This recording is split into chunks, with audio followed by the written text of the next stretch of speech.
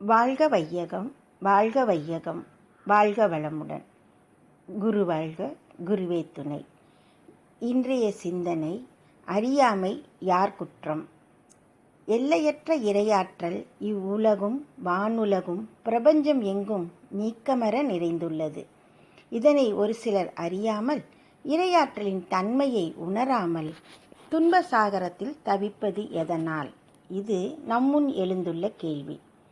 சற்று சிந்திப்போம்.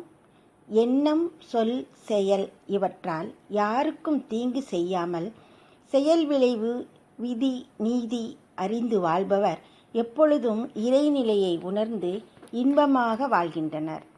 ஆணவம், கன்மம், மாயை என்ற மூன்றும் நிறைந்துள்ள மனம் கொண்ட மனிதனால்தான் எல்லையற்ற இறைநிலையை அறிய முடியாமல் போகிறது, உணர முடியாமல் போகின்றது என்பதே உண்மை. இந்த அறியாமையை போக்கி அனைவரையும் ஆட்கொள்ள வேண்டியது பேராற்றல் நிறைந்த இறையருளின் கடமையல்லவா?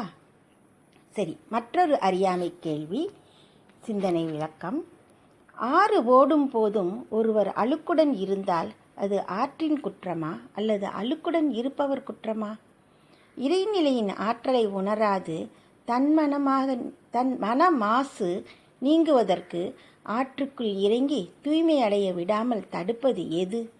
வாழ்வின் மாயை, அவனது வினைப்பயனே தடுக்கும் தடையாகும். கர்ம வினையால் தான் ஆறு நிரம்ப நீர் ஓடினாலும் அதில் நீராட வேண்டும் என்ற எண்ணம் அவன் மனதில் தோன்றுவதே இல்லை. மாயை மறைக்கின்றது. அடுத்த கேள்வி: அப்படியானால் நாம் மாயையில் சிக்குண்டு அறிவிலியாக இருந்தால் இறைநிலையை, மெய்ப்பொருளை உணரவே முடியாமல் போய்விடுமா? பதில்: மன மாசுகளை அகற்றிட நல்ல வழி தெரியாமல் வாழ்க்கை சாகரத்தில் சிக்கிச் சுழன்று தவித்திடும் ஆன்மாக்களை கடைத்தேற்றவே வந்த ஒரு பெரும் உதவியே குரு அருள். வாழ்வினும் கடலில் ஆச்சாரியானே, அதாவது குருவே படகு. அந்த படகை பற்றி கொண்டால் நீந்தும் சிரமமின்றி வாழ்வின் ஒளியாம் மெய்ப்பொருளை உணர்ந்து உய்யலாம். மெய்யுணர்வு பெற்ற குரு வழியில் அறம் பயின்று இறைநிலை விளக்கமும் பெறும்போதுதான் தடம் மாறிய மன ஓட்டங்கள் நேர்மையான இயக்கத்திற்கு வரும். துன்பத்திலிருந்து விடுதலை கிடைக்கும். மனதை ஒருமுகப்படுத்தி குரு வழியில் இறைநிலையை உணர முயற்சி செய்தால் குருநாதரே நம் அனைவரையும் கடைத்தேற்றுவார். தப்பாது குரு உயர்வு மதிப்போர் தம்மை தரத்தில் உயர்த்தி பிறவி பயனை நல்கும்.